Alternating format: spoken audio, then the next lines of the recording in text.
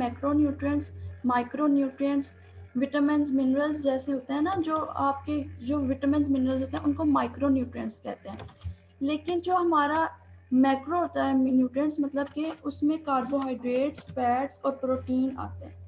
Food एक complex substance होता है, उसके अंदर काफ़ी वो चीज़ों से बना होता है। जैसे मैक्रोन्यूट्रिएंट्स, मेजर मैक्रोन्यूट्रिएंट्स का मतलब कि कौन सा मेजर पार्ट है फूड का, तो उसमें आते हैं कार्बोहाइड्रेट्स, फैट्स, प्रोटीन।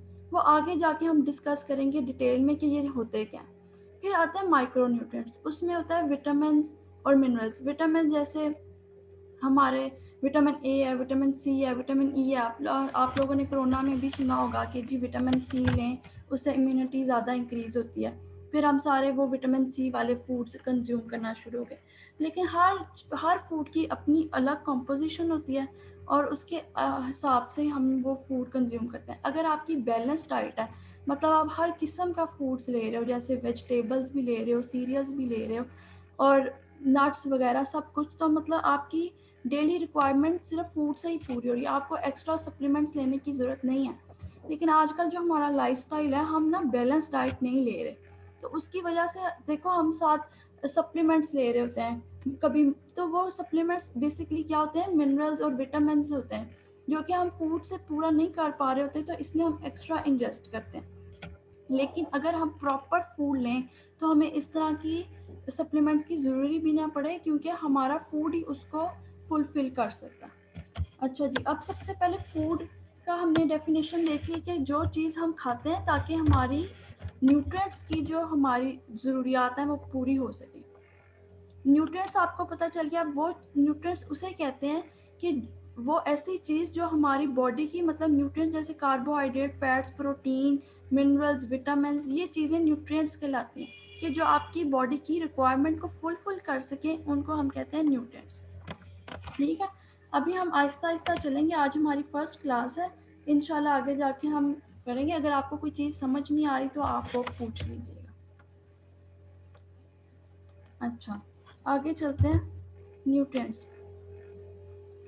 अच्छा, अब वही बात आ गई कि furnish oxidative energy required to, इसमें पहले हम वो बाद में देखते हैं, फूड प्रोसेसिंग। अब देखें, जब आपने एक फूड ले लिया, अब फूड प्रोसेसिंग वो टर्म है जो आपने देखें, आप फूड फार्म से लेके फैक्ट्री तक, जब तक वो आपकी शेल्फ, टेबल शेल्फ पे नहीं आ जाता, शेल्फ मतलब कि जो मार्केट में अवेलेबल होता है, उस पर जितनी भी प्रोसेसिंग हुई होती है ना, उसे फूड प्रोसेसिंग कहते हैं। इसकी एक और डेफिनेशन है कि ऐसे operations that change value of food, मतलब कि आपने एक देखें, जैसे हम सीरियल लेते हैं, सपोज हम उसको हार्वेस्ट करते हैं, फिर हम उसकी, जैसे ही हमने उसको हार्वेस्टिंग की है, वो भी एक ऑपरेशन है, ठीक है।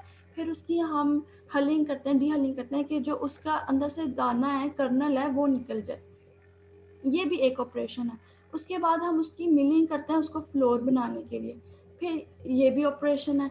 उसको फिर मिलिंग फ्लोर से आगे वो उसके सैक्स में कन्वर्ट, मतलब हम उसको थैलों में डाल के स्टोर करके एक जगह से दूसरी जगह पहुंचाने के लिए उसको स्टोर, पैकेजिंग वगैरह सब कुछ करते हैं। आपने ये भी देखा होगा, स्टोरेज करने के लिए उनको रखते हैं। आप गंदम की जब स्टोरेज करनी होती है, उसके अंदर हम जो भी मेडिसिन वगैरह डालते हैं ताकि उनको कीड़ा ना लगे, उनकी स्टोरेज हो, उनका मॉइस्चर लेवल कम हो, ये सारे ऑपरेशंस इनको कहते हैं। तो ऐसे ऑपरेशन जो वैल्यू चेंज करें फूड की, उसे कहते हैं फूड प्रोसेसिंग। एनी ऑपरेशन और operations that change value of food, इसमें यही मतलब है कि जो भी हम उसके ऊपर ऑपरेशन अप्लाई कर रहे हैं ताकि उसकी वैल्यू इन्हांस हो। अब आप गंदम ऐसे ही तो नहीं ना खा सकते उतार के, उसके जितने भी मिनिमल प्रोसेसिंग या हाई लेवल पे प्रोसेसिंग, जैसे हाई लेवल का मतलब जैसे आप फ्लोर से आप ब्रेड बना रहे हो, तो वो एक न्यू प्रोडक्ट डेवलप भी हो रही है और उसकी वैल्यू भी ऐड हो रही है। तो इसे कहते हैं कि आपने उस प्रोडक्ट के ऊपर ऑपरेशन अप्लाई किए हैं ताकि उसकी वैल्यू चेंज हो। इस डेफिनेशन को कहते हैं फूड प्रोसेसिंग। एक और इसकी डेफिनेशन है कि जितने all the operations from cutting, from obtaining from raw material from farm to the final product, उसे भी फूड प्रोसेसिंग कहते हैं। कि जितने भी ऑपरेशंस और जो भी उसके ऊपर अप्लाई कर रहे हैं उसे फूड प्रोसेसिंग करें। आपको समझ आ रही है कि एक माइक ऑन करके बता दें।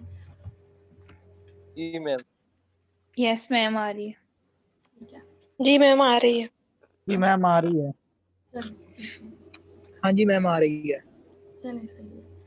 अच्छा, अब रेंज, अब उन्होंने कहा रेंज क्या होता है फूड प्रोसेसिंग की। अब देखो, आप एक एप्पल लेके आते हो और उसको सिंपल वॉश करते हो, वो भी प्रोसेसिंग में आता है।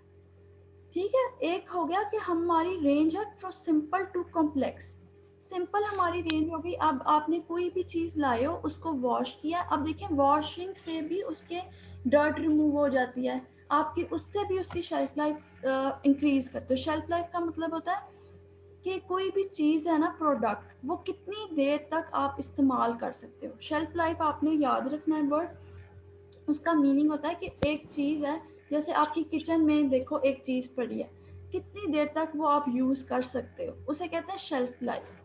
कुछ चीज़ें होती हैं जैसे वो बहुत जल्दी स्पॉइल हो जाती हैं, जैसे कि आप मिल्क देख लो, उसकी शेल्फ लाइफ कितनी होती है, एक दिन भी होती है, वो भी फ्रिज में रखें तो भी वो स्टेबल रहता है, अगर आप बाहर गर्मियों में रख दो फिर तो कुछ फ्यू आवर्स में ख़राब हो जाता है, तो हम उसे कहते हैं उसकी शेल्फ लाइफ थोड़ी है।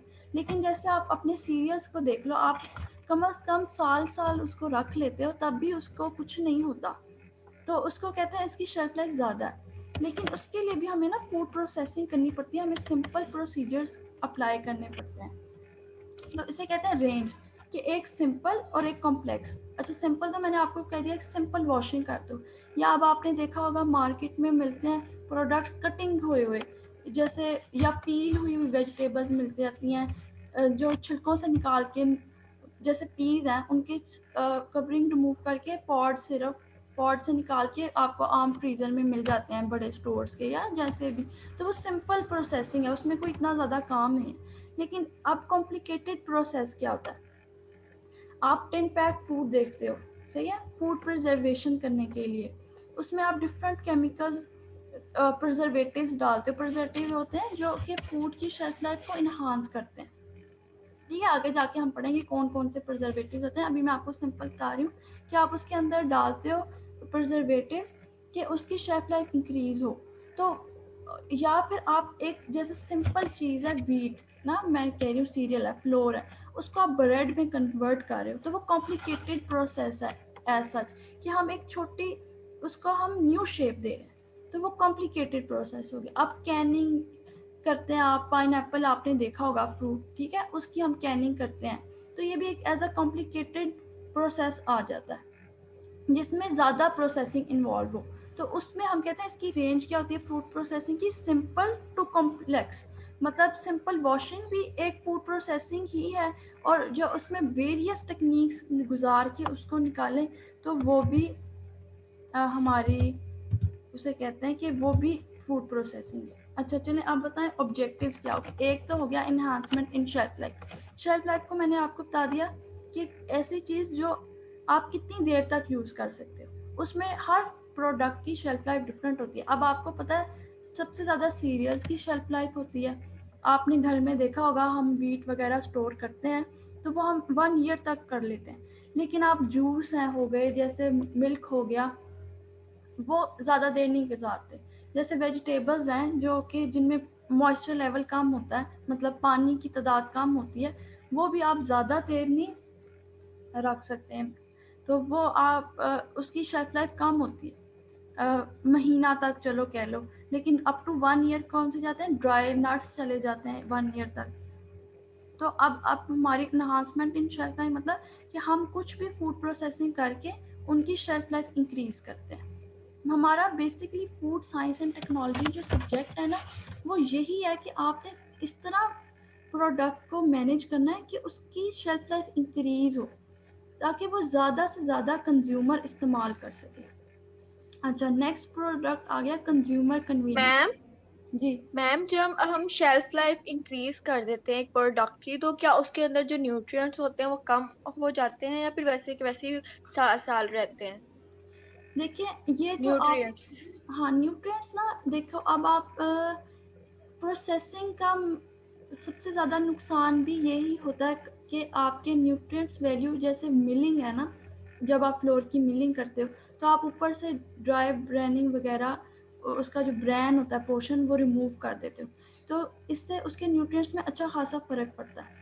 तो ये अब आप देखो जब आप कैनिंग वगैरह कर रहे हो तो उसमें आप शुगर सिरप डाल रहे हो उसकी इन्हांसमेंट करने के लिए।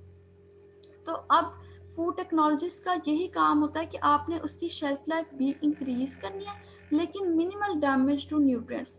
पर कुछ प्रोसेसिंग टेक्निक्स ऐसी होती हैं कि न्यूट्रिएंट्स को नुकसान होता है, लेकिन ज़्यादातर हम फूड प्रोसेसिंग अभी हम न्यूट्रिएंट्स को अगर फोकस ना करें तो फूड प्रोसेसिंग का हमारा यही पर्पज़ है कि शेल्फ लाइफ इंक्रीज हो और मिनिमल डैमेज टू न्यूट्रिएंट्स हो।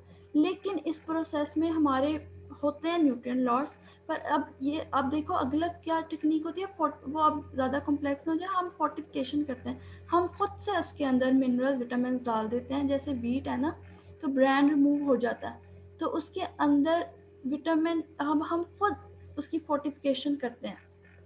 आजकल वीट आपको नहीं मिलेगी मिलिंग में विदाउट फोर्टिफिकेशन, मतलब हम उसके अंदर डालते हैं विटामिन। वो हमारी गवर्नमेंट ने कंपलसरी कर दिया कि आपने इसके अंदर मिनरल विटामिन ए है शायद वो डालना ही डालना है ताकि इसका लॉसेस पूरे हों, क्योंकि वो उसमें डेफिशिएंट होता है। ठीक है, तो प्रोसेसिंग से होते हैं लॉस न्यूट्रिएंट्स के। लेकिन आप देखो, आप कोई चीज़ ऐसी लोगे, आप खुद कंज्यूमर हो तो आप उस चीज़ पे पैसा खर्च करोगे जो ज़्यादा देर चले, बजाय कि उस पे कि जो आपको पता हो ये एक दिन में ही ख़राब हो जाएंगे। तो इसलिए हम कोशिश फूड प्रोसेसिंग में होती है कि मिनिमल डैमेज हो न्यूट्रिएंट्स को, लेकिन मैक्सिमम उसकी शेल्फ लाइफ इंक्रीज हो। ठीक है, अच्छा, जो दूसरा हमारा पॉइंट है कंज्यूमर कन्वीनियंस।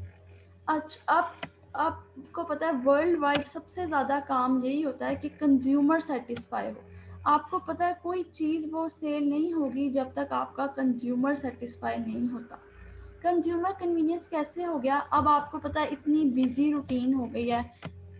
आप KNNs की प्रोडक्ट्स देखें, ठीक है, आपकी वर्किंग मॉम्स होती हैं घर में, आपने जल्दी जाना है तो आपने फ्रीज़र से निकालना है, उसको फ्राई करना है और आपके बच्चे का लंच बन गया। ठीक है, या आपने यूनिवर्सिटी जाना है, देर हो रही है, आपने बस KNNs की प्रोडक्ट ली है, मैं एग्जांपल दे रही हूँ वन ऑफ फूड प्रोसेस का KNNs, तो आपने वो निकाला फ्रिज से, उसको फ्राई किया। तो ये कंज्यूमर कन्वीनियंस है, आपको सब कुछ रेडीमेड मिला है और आपने उसको सिर्फ फ्राई किया या ओवन में गर्म किया तो आपका प्रोडक्ट तैयार है। तो मेन पर्पस फूड प्रोसेसिंग का एक ये भी होता है कि आप ऐसी प्रोडक्ट दो कि उसमें मिनिमम टाइम लगे कुकिंग में और कंज्यूमर को उसका फ़ायदा हो।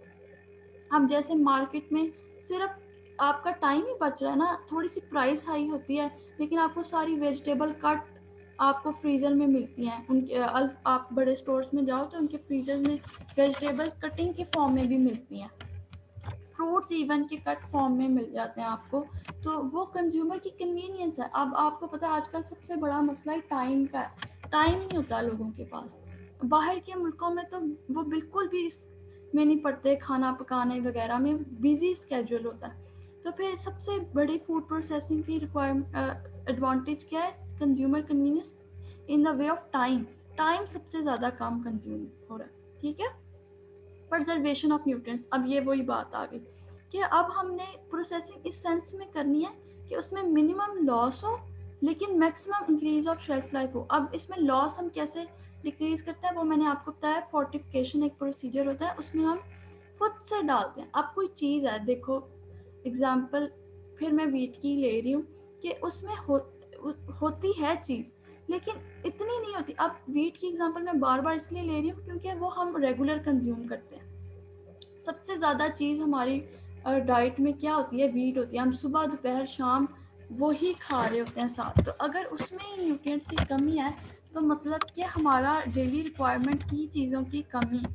तो उसमें आप फोर्टिफाई करते हो उसको, उसके अंदर जिंक की फोर्टिफिकेशन होती है, विटामिन की फोर्टिफिकेशन होती है ताकि उसका इंक्रीज हो। अच्छा, अब आपको और भी काफ़ी प्रोबायोटिक्स, चलो एग्जांपल लेते हैं। प्रोबायोटिक्स होते हैं गट माइक्रोबियोटा, जो आपकी इंटेस्टाइन होती है ना, उसके अंदर बेनिफिशियल माइक्रो ऑर्गेनिजम्स भी होते हैं, उन्हें कहते हैं प्रोबायोटिक्स। प्रोबायोटिक्स क्या करते हैं, जो भी आप के जो गट में गट होती है ना हमारी, उसमें वो ग्रो करते हैं प्रोबायोटिक्स और हमें बेनिफिशियल माइक्रो ऑर्गेनिज्म की, हमारा जो डाइजेशन का सिस्टम है ना वो उसको बेहतर करते हैं। तो अब आपने देखा होगा बाज़ार में जो योगर्ट्स मिलते हैं उसमें लिखा होता है एडिड प्रोबायोटिक्स।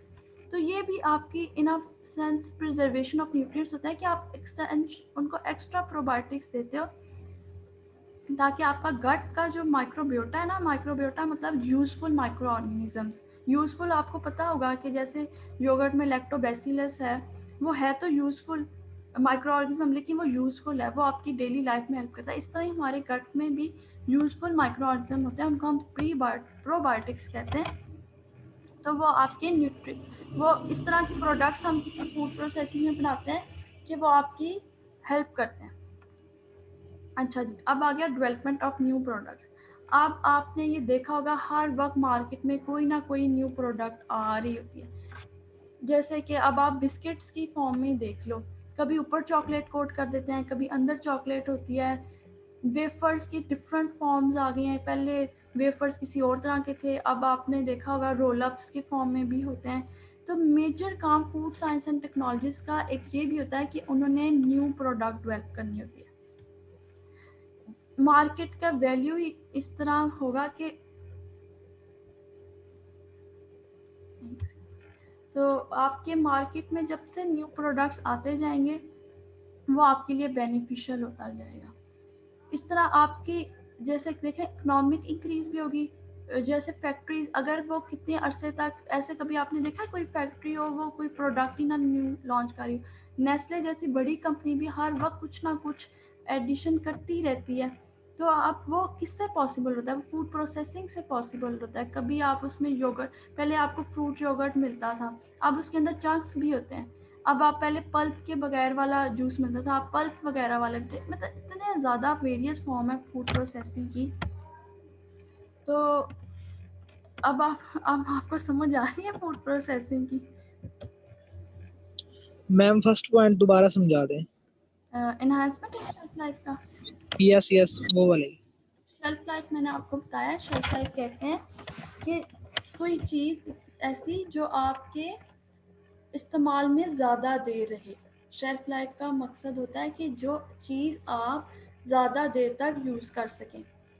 अब आपकी किचन में देखो दो चीज़ें पड़ी हैं, एक जूस पड़ा है और एक आपका फ्लोर पड़ा है। तो कौन सी चीज़ ज़्यादा चलेगी? आपको पता है फ्लोर चलेगा। इसका बेसिक पॉइंट होता है वो मॉइस्चर होता है।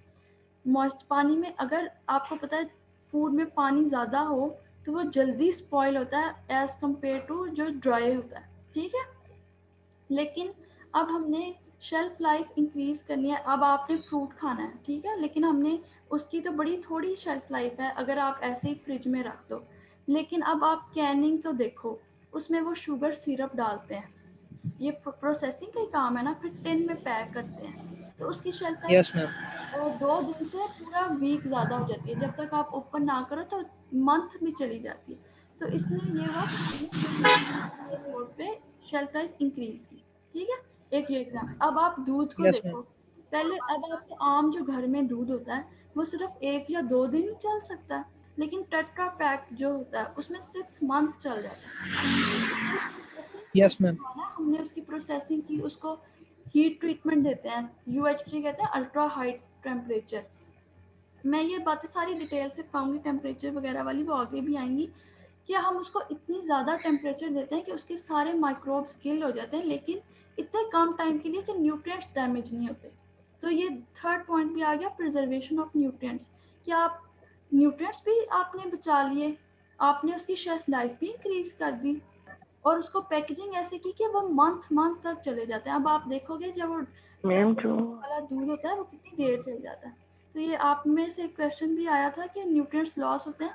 देखो अब दूध आपने उबालते रहते हो तो उसके न्यूट्रिएंट्स लॉस होते हैं, लेकिन जब आप इस तरह की ट्रीटमेंट देते हो, अल्ट्रा हाई ट्रीटमेंट, कि आप 140 डिग्री पे चले जाते हो, लेकिन फ्यू सेकेंड्स के लिए, तो उसमें न्यूट्रिएंट्स भी रिजर्व रहते हैं और उसका वो भी नहीं होता, ख़राब भी नहीं होता, उसकी न्यूट्रिएंट्स भी प्रिजर्व रहते हैं और उसकी शेल्फ लाइफ भी इंक्रीज हो जाती है। तो ये अब आपका किसका फ़ायदा हुआ? ये फूड प्रोसेसिंग का फ़ायदा हुआ। समझ आ गई? Yes ma'am. वो जो फर्स्ट क्वेश्चन आया था उस बच्ची को समझ आ गई है जो कह रही थी न्यूट्रिएंट्स वाला? यस मैम, आ गई है। अच्छा जी, ये वही बात आ गई, मैंने आपको बताया थोड़ा सा बता दें, जी। ये दूसरा पॉइंट बता दें कंज्यूमर कन्वीनियंस के बारे में थोड़ा सा। देखिए बच्चे, मैंने आपको कहा था कंज्यूमर कन्वीनियंस ऐसा होता है कि आपको आसानी हो, टाइम मैनेज, देखो आपके पास टाइम मैनेजमेंट करना सबसे मुश्किल काम है ना आजकल के दौर में। तो ऐसी प्रोडक्ट्स मार्केट में आती हैं जिसमें मिनिमल टाइम लगता है कुक करने में। अब आप देखो ऐसी प्रोडक्ट्स भी आ जाती हैं जो आपने सिर्फ ओवन में थोड़ी देर उसको टाइम देना होता है और वो रेडी टू ईट होती है। इसे टर्म यूज़ करते हैं रेडी टू ईट। इसे कहते हैं कंज्यूमर कन्वीनियंस के। आपने मार्केट से देखो टिन पैक लो। अच्छा अब ये देखो जैसे ये शान वगैरह के नेशनल के फूड होते हैं, तो उसमें आपने सिर्फ पकाना कितना आसान हो गया, आपने बस पैकेट डालना होता है और वो डिश मतलब जो घंटों में पकनी होती है वो 10 मिनट्स में पक जाती है। तो इसे कहते हैं कंज्यूमर कन्वीनियंस। आपको जो प्रोडक्ट मार्केट में मिल रहे होते हैं रेडी टू ईट, आप बस वो मार्केट से लाते हो, माइक्रोवेव में गर्म करते हो और खा लेते हो। एक मैंने एग्जांपल दी थी कैनन्स की, जैसे चिकन नगेट्स, और ये होता है बस आपने फ्राई करने होते हैं और आपने खा लेने। ये कंज्यूमर कन्वीनियंस है ना, आपका कितना टाइम है। अब आप खुद घर में नगेट्स बनाओ तो आपके 3-4 घंटे लगेंगे, लेकिन अगर आप मार्केट से प्रोडक्ट लेके आते हो और वो आप फ्यू मिनट्स में बन जाती है, तो ये कंज्यूमर कन्वीनियंस हुई ना। तो हम ये कह रहे हैं, हम ऐसे प्रोसीजर अप्लाई करते हैं फूड प्रोसेसिंग के तौर पे, ऐसे ऑपरेशंस करते हैं कि वो प्रोडक्ट आराम से बन जाती है। ठीक हो गया? शुक्रिया। अच्छा, आज का लेक्चर मुझे लगता है ख़त्म होने वाला है और हमने सिर्फ 2 स्लाइड्स कवर की। तो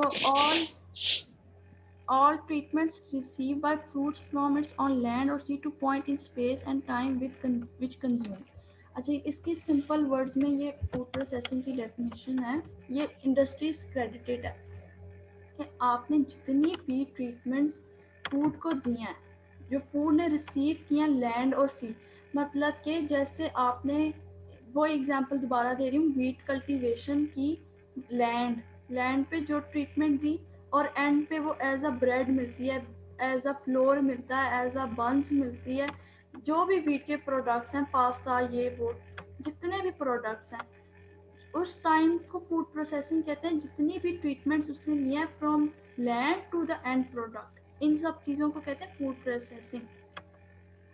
to a point in space and time which consumed, हाँ वही बात हो गई। All the treatments receive from land and at the time of consumed, कि मतलब सारी वो फूड, एक फूड है, एग्जाम्पल ले लो फिश है, जैसे कि जो ट्रीटमेंट्स वो लेती है, सी इन्होंने इसलिए किया क्योंकि फिश हम सी फूड भी तो खाते हैं ना, फिर उसको भी आप जैसे प्रॉन्स वगैरह आपने देखा होगा, वो भी अब मैरिनेटेड टिन्स में मिलते हैं मार्केट में ना अवेलेबल।